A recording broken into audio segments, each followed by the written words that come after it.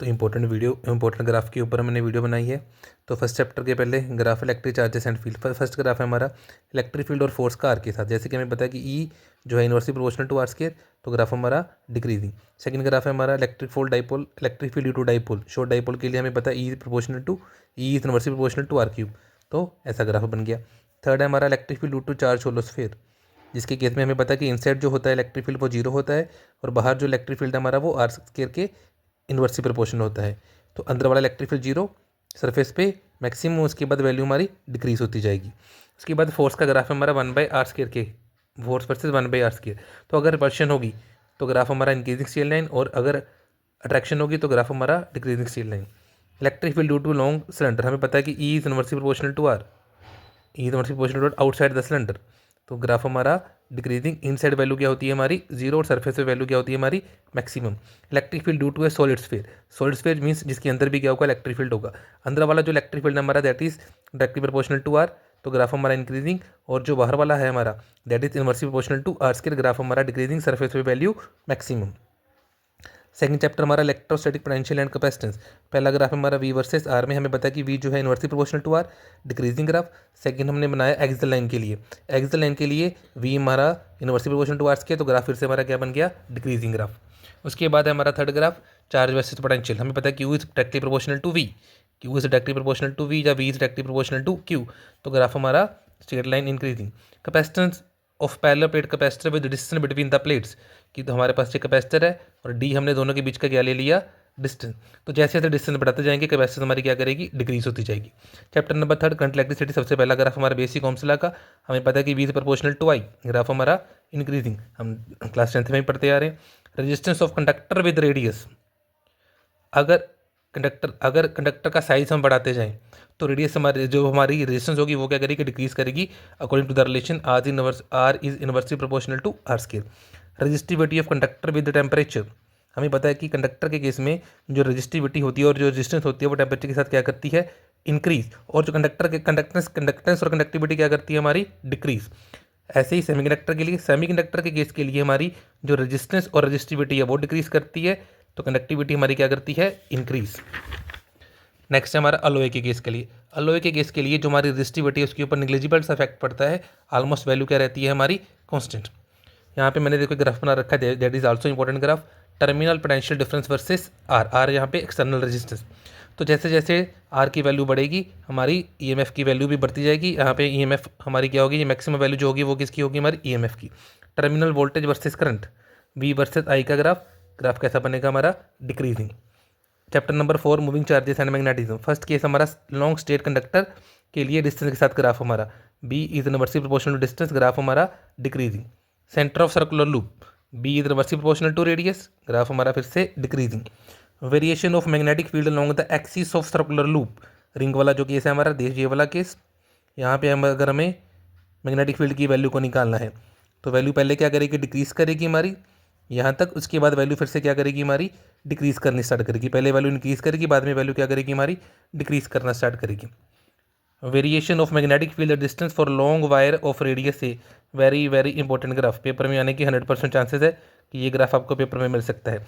Inside B is proportional to R, outside B is inversely proportional to R, और surface के ऊपर value क्या होगी हमारी maximum. Force between two state parallel current carrying conductors, formula क्या होता है हमें पता है, F is equal to mu naught I1 I2 by 2 pi D. अब यहाँ पे हमारे पास डिफरेंट केसेस बनते हैं। पहला केस बनाया हमने फोर्स का I1 I2 के साथ, डायरेक्टली प्रोपोर्शनल हमें पता है। अब डिपेंड करेगा कि फोर्स हमारी रिपल्सिव है या फोर्स हमारी अट्रैक्टिव है। अगर फोर्स हमारी अट्रैक्टिव होगी तो वैल्यू इस तरफ आएगी, फोर्स हमारी अगर रिपल्सिव होगी तो हमें पता है रिपल्सिव के लिए फोर्स हमारी नेगेटिव होती है, तो ग्राफ हमारा इस तरफ बनेगा।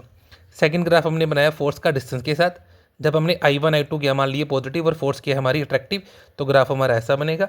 थर्ड हमारा फोर्स का डिस्टेंस के साथ ही ग्राफ, अब हमारे I1 I2 किया है नेगेटिव तो फोर्स हमारी क्या होगी रिपल्सिव, तो ग्राफ हमारा ऐसे। Chapter number 5 magnetism and matter. पहला ग्राफ है हमारा इंटेंसिटी ऑफ मैग्नेटाइजेशन का मैग्नेटिक फील्ड इंटेंसिटी के साथ डायरेक्टली प्रोपोर्शनल होते हैं, I is proportional to H, तो ग्राफ हमारा स्ट्रेट लाइन। पहला जो ग्राफ है ज़्यादा वैल्यू किसके लिए होगी हमारी फेरोमैग्नेटिक के लिए, और कम वैल्यू किसके लिए होगी पैरामैग्नेटिक के लिए। सेकंड ग्राफ है हमारा इंटेंसिटी ऑफ मैग्नेटाइजेशन का टेम्परेचर के साथ फॉर पैरामैग्नेटिक सब्सटेंस के लिए, तो ग्राफ हमारा कैसा बनेगा decreasing graph, I is inversely proportional to T. Magnetic susceptibility versus temperature, Curie's law, IM is inversely proportional to temperature, तो ग्राफ हमारा डिक्रीजिंग। अगर वहाँ पे 1/T कर दें तो ग्राफ हमारा क्या बन जाएगा, straight line increasing. Chapter number 6 electromagnetic induction, magnetic flux versus current. हमें पता है कि जैसे जैसे करंट बढ़ेगा हमारी मैग्नेटिक फ्लक्स भी बढ़ती जाएगी, तो ग्राफ स्ट्रेट लाइन, इस ग्राफ की स्लोप हमें क्या दे देगी, एल की value inductance. That is very very important graph हमारा, मोशनल EMF के बेस के ऊपर ग्राफ है हमारा। एक मैग्नेटिक फील्ड है हमारा, अगर हम इस एक रोड को क्या करें, इस मैग्नेटिक फील्ड के ऊपर क्या करें, मूव करें, पहले हम लेके जाएं यहाँ पे और फिर क्या करें, वापस लेके जाएं। तो पहले जब लेके जाएंगे तो हमें पता है कि फ्लक्स की वैल्यू, जब आउटवर्ड लेके जाएंगे पहले फ्लक्स की वैल्यू क्या करेगी, बढ़ेगी। इस खाली रीजन में फ्लक्स की वैल्यू क्या रहेगी, कांस्टेंट, और फिर जब लेके आएंगे तो फ्लक्स की वैल्यू में चेंज कितना होगा, डिक्रीज होता जाएगा। तो फ्लक्स की वैल्यू अगर बढ़ेगी, इंड्यूस्ड EMF उसको क्या करेगी, अपोज करेगी, तो इंड्यूस्ड EMF की वैल्यू नेगेटिव। जब फ्लक्स में कोई चेंज नहीं होगा तो इंड्यूस्ड EMF हमारी जीरो। जब फ्लक्स की वैल्यू कम होगी तो इंड्यूस्ड EMF उसको इंक्रीज करने के लिए अपोजिट डायरेक्शन में इंड्यूस होगी, तो इंड्यूस्ड EMF हमारी पॉजिटिव। ऐसे ही हमारा फोर्स का ग्राफ, फोर्स जो होगा, फोर्स का फार्मूला कहता है B²L² V/R। तो अगर इंड्यूस्ड EMF हमारी पॉजिटिव है तो हमारी फोर्स भी नेगेटिव होगी, अगर ये पॉजिटिव है तो ये भी पॉजिटिव। पावर की पता हमें पता डायरेक्शन नहीं होती, तो पावर दोनों केस में हमें क्या, हमारी क्या रहेगी, पॉजिटिव, और पावर का formula B²L² V²/R। Chapter number 7 alternating current. पहला ग्राफ है हमारा inductive reactance versus frequency, directly proportional होते हैं, तो ग्राफ हमारा इंक्रीजिंग स्ट्रेट लाइन, और XC is inversely proportional to frequency, graph हमारा decreasing. That is this graph is very very important. Resonance का ग्राफ है हमारा, variation of current amplitude with frequency in LCR circuit. हमें पता है कि एक पर्टिकुलर फ्रीक्वेंसी पे करंट की वैल्यू क्या होती है, मैक्सिमम। उससे अगर कम फ्रीक्वेंसी करेंगे तो भी वैल्यू हमारी करंट की डिक्रीज करेगी, उस फ्रीक्वेंसी से अगर ज़्यादा वैल्यू करेंगे तो भी वैल्यू हमारी क्या करेगी, डिक्रीज करेगी। बट जैसे जैसे हम रेजिस्टेंस को कम करते जाएंगे, तो जो वैल्यू है हमारी करंट की वो क्या करेगी, इंक्रीज करती जाएगी। नेक्स्ट ग्राफ हमारा इंपीडेंस वर्सेस फ्रीक्वेंसी। हमें पता है कि अगर करंट मैक्सिमम होगा तो उस पॉइंट में हमारी इंपीडेंस की वैल्यू क्या होगी, मिनिमम। तो इसका बिल्कुल रेसिप्रोकल हमने ग्राफ बना दिया।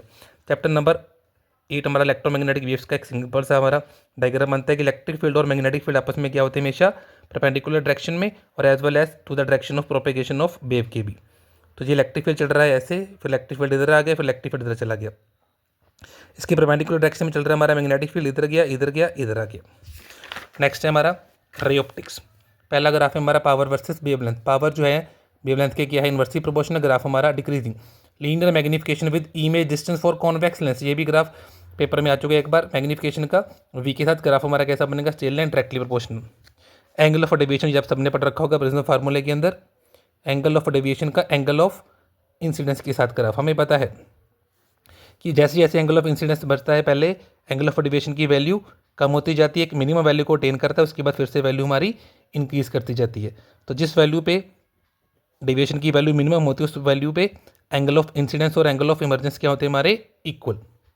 फोर्थ ग्राफ है हमारा U versus V, distance of object versus distance of image, किसके लिए, कॉन्वेक्स मिरर के लिए। ग्राफ हमारा कैसा बनेगा, decreasing. Chapter number 10 wave optics, ये भी हमारे ग्राफ जो है इंटरफेरेंस के और डिफ्रैक्शन का क्या है, इंपॉर्टेंट है। इन दोनों में डिफरेंस पूछा जा सकता है। इंटेंसिटी वर्सेस फाई, हमें पता है कि Young's double slit experiment interference में इंटेंसिटी क्या रहती है हमारी, सेम, और विथ भी हमारी क्या रहती है, सेम। बट इन डिफ्रैक्शन हमें पता है कि इंटेंसिटी जो है वो कंटिन्यूसली क्या करती है, हमारी डिक्रीज करती जाती है। तो इन दोनों के बीच में डिफरेंस का क्वेश्चन आपको आ सकता है। Dual nature of matter and radiation, important graph है इस चैप्टर के। इस चैप्टर में से भी आपको ग्राफ का क्वेश्चन मिल सकता है। पहला क्वेश्चन है हमारा photo electric current with intensity. जैसे जैसे इंटेंसिटी बढ़ेगी करंट भी हमारा क्या करेगा, इंक्रीज करता जाएगा। Variation of de Broglie wavelength with potential, हमें पता है formula lambda is equal to 12.27 divided by √V, inversely proportional, graph हमारा decreasing. Photo electric current with potential at different intensity, हमें पता है कि जैसे जैसे इंटेंसिटी बढ़ेगी हमारा जो करंट होगा मैक्सिमम वो क्या करेगा, बढ़ता जाएगा। बट जो हमारी स्टॉपिंग पोटेंशियल होगी उसकी वैल्यू क्या रहेगी, सेम। दैट मीन जो स्टॉपिंग पोटेंशियल है वो इंटेंसिटी से क्या होती है, इंडिपेंडेंट। सेम ग्राफ हमारा फोटो इलेक्ट्रिक करंट का पोटेंशियल के साथ डिफरेंट फ्रिक्वेंसी पे। अब हमें पता है कि जो हमारा सैचुरेशन करंट होता है वो फ्रिक्वेंसी से क्या रहता है, इंडिपेंडेंट। बट हमारी जो स्टॉपिंग पोटेंशियल है उसकी वैल्यू नेगेटिव में क्या करती रहती है, इंक्रीज करती रहती है, जैसे जैसे हम फ्रिक्वेंसी को क्या करेंगे, इंक्रीज करते जाएंगे। तो ये हमारा ग्राफ स्टॉपिंग पोटेंशियल का फ्रिक्वेंसी के साथ। हमें पता है कि अगर हमें फोटो इलेक्ट्रिक इमिशन करानी है तो सबसे पहले हमें एक पर्टिकुलर फ्रिक्वेंसी देनी पड़ती है, that is known as threshold frequency. तो जैसे थ्रेशोल्ड फ्रिक्वेंसी बढ़ेगी हमारी स्टॉपिंग पोटेंशियल भी क्या करेगी, बढ़ती जाएगी। इस ग्राफ को अगर हम यहाँ पे मिला दें तो ये इंटरसेप्ट हमें किसकी वैल्यू देगा, वर्क फंक्शन की वैल्यू। एक ये भी ग्राफ है हमारा किनेटिक एनर्जी का फ्रिक्वेंसी के साथ। तो जैसे जैसे फ्रिक्वेंसी बढ़ेगी किनेटिक एनर्जी भी हमारी बढ़ती जाएगी, बट इलेक्ट्रॉन तभी इमिट होंगे जब हम एक पर्टिकुलर फ्रिक्वेंसी देंगे, जिसको हम क्या कहते हैं, थ्रेशोल्ड फ्रिक्वेंसी। नेक्स्ट हमारा चैप्टर नंबर 12 एटम। सबसे पहला ग्राफ है हमारा number of alpha particles with angle of scattering in alpha scattering experiment. जैसे जैसे हमारा एंगल बढ़ता जाता है, जो हमारे अल्फा पार्टिकल स्कैटर होते हैं उसकी वैल्यू क्या करती है, डिक्रीज करती रहती है। Radius of orbit with principal quantum number, हमें पता है जो रिलेशन है हमारा R is directly proportional to N square, तो ग्राफ हमारा decreasing. Variation of speed of electron with N, V is inversely proportional to N, graph हमारा decreasing. ये मैंने एक फोर्स बना रखा ट्रजेक्टरी, ट्रजेक्टरी का भी क्वेश्चन पूछा गया है, trajectory traced by alpha particles in alpha scattering experiment. तो अगर 180 डिग्री पे जाएंगे तो वैसे ही वापस आ जाएंगे, जैसे जैसे एंगल हमारा, जैसे जैसे पार्टिकल हमारे दूर से मूव होते जाएंगे, डेविएशन जो है हमारी वो कंटिन्यूसली क्या करेगी, डिक्रीज करती जाएगी, और जैसे ही पार्टिकल दूर से जाएगा तो बिल्कुल स्ट्रेट लाइन में निकल जाएगा। Chapter number 13 nuclei, very very important graph, tension energy versus distance between nucleons. Graph हमारा कैसे बनता है, पहले वैल्यू हमारी डिक्रीज करती है, उसके बाद वैल्यू हमारी इंक्रीज करनी स्टार्ट कर देती है नेगेटिव में। इस वाले पोर्शन में अट्रैक्शन होगी, इस वाले पोर्शन में अपने क्या शो करनी है, रिपल्शन। ये क्या होगा हमारा, एक डिस्टेंस, सेचुरेशन वाला डिस्टेंस। नेक्स्ट है हमारा binding energy, binding energy curve का ही मैंने ग्राफ बना रखा है। बाइंडिंग एनर्जी कर्व का भी क्वेश्चन पूछा जा सकता है, मास इफेक्ट और बाइंडिंग एनर्जी, इस चैप्टर के दो ही हमारे इंपॉर्टेंट टॉपिक है। ये पूरा का पूरा ग्राफ आपको एक्जैक्टली बनाने के लिए पूछा जा सकता है। Chapter number 14 electronic devices. पहला है हमारा फॉरवर्ड बायस कैरेक्टरिस्टिक्स, जैसे जैसे वोल्टेज बढ़ेगी करंट हमारा बढ़ता जाएगा। एक हमारे पास पर्टिकुलर वैल्यू होगी, जिस वैल्यू पे जो करंट की वैल्यू है वो शार्पली क्या करेगी, इंक्रीज करेगी। उस वोल्टेज को हम क्या नाम देते हैं, नी वोल्टेज। रिवर्स बायस कैरेक्टरिस्टिक्स में भी हमारे पास जो करंट होता है वो रिवर्स डायरेक्शन में होता है, इसलिए हमने जिसका ग्राफ है वो रिवर्स डायरेक्शन में बनाया। वहाँ पे भी हमें एक वोल्टेज मिलेगी, जिस वोल्टेज पे करंट हमारा शार्पली इंक्रीज कर जाएगा, जिसको हम नाम क्या देते हैं, ब्रेक डाउन वोल्टेज। ये मैंने एक ग्राफ बना रखा है फोटो डायोड के केस के लिए, फोटो डायोड का करंट रिवर्स वोल्टेज पे। जैसे जैसे हम इंटेंसिटी को बढ़ाते जाएंगे, जो हमारा फोटो डायोड करंट होगा वो भी क्या करेगा, इंक्रीज करता जाएगा। लास्ट में एक ये भी क्वेश्चन जो पेपर में आ चुका है, hole concentration versus doping concentration for pentavalent impurity, को जब हम ऐड करेंगे, इस केस के लिए भी ग्राफ हमारा कैसा बनता है, जैसे जैसे डोपिंग कंसंट्रेशन बढ़ती जाएगी, होल कंसंट्रेशन हमारी डिक्रीज होती जाएगी, और एक पर्टिकुलर वैल्यू पे जाके उसकी वैल्यू क्या हो जाएगी, 0।